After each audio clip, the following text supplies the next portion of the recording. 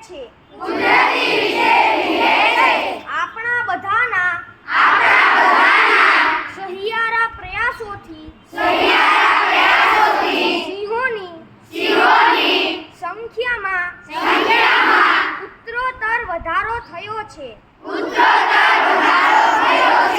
આથી ગુજરાતના ગૌરવ સમા